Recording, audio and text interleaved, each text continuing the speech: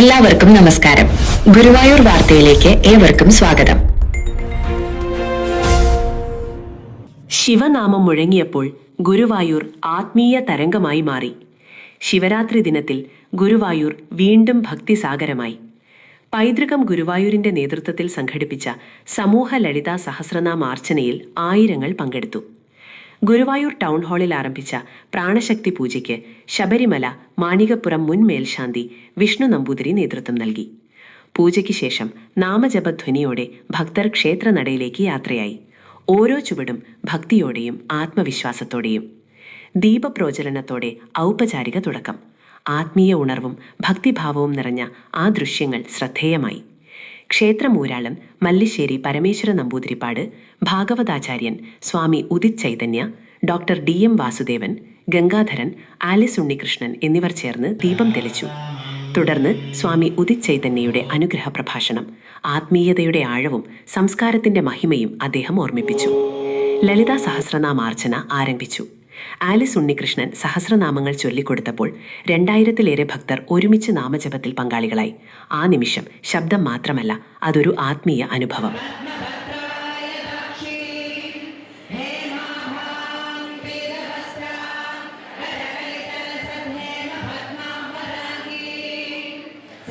ഇതിനിടെ പ്രത്യേക അതിഥിയായി എത്തിയ ഇന്ത്യയിലെ ഏറ്റവും പ്രായം കുറഞ്ഞ MLA-യും പ്രശസ്ത ഗായികയുമായ മൈഥിലി താക്കൂർ ആദരമേറ്റുവാങ്ങി. അതിനുശേഷം ക്ഷേത്രനടയിൽ സംഗീതമാമാങ്കം. അച്യുതം കേശവം കൃഷ്ണദാമോദരം. ഭക്തിസാന്ദ്രമായ ആ ഗാനം മുഴങ്ങുമ്പോൾ ആയിരങ്ങൾ കയ്യടി നൽകി. സഹോദരങ്ങളായ അയാച്ചി താക്കൂറും ഋഷഭ് താക്കൂറും പക്കവാദ്യം നൽകി.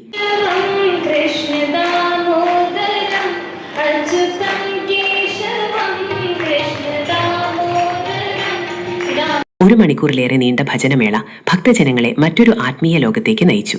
ചടങ്ങിൽ ആലിസ് ഉണ്ണികൃഷ്ണനെ ആദരിച്ചു. കൂടാതെ ഏപ്രിലിൽ നടക്കാനിരിക്കുന്ന ഭാഗവത സപ്താഹത്തിന്റെ ഔദ്യോഗിക വിളംബരവും നടന്നു. PS പ്രേമാനന്ദൻ, നിവേദിത സുബ്രഹ്മണ്യൻ, C രാജഗോപാലൻ, രവി ചങ്കത്ത്, മധു K നായർ, ബ്രിഗേഡിയർ സുബ്രഹ്മണ്യൻ എന്നിവർ പ്രസംഗിച്ചു. ശിവരാത്രി ദിനത്തിൽ ഗുരുവായൂരിൽ നടന്ന ഈ മഹാസംഗമം ഭക്തിയുടെയും ഐക്യത്തിന്റെയും ശക്തമായ സന്ദേശമായി. ന്യൂസ് ഡെസ്ക്, ഗുരുവായൂർ വാർത്ത.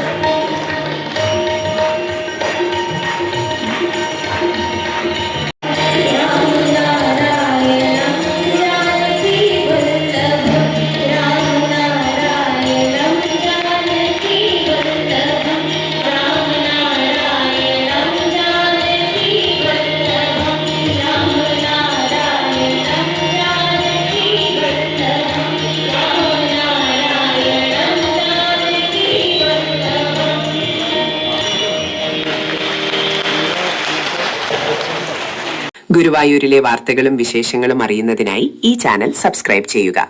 നന്ദി.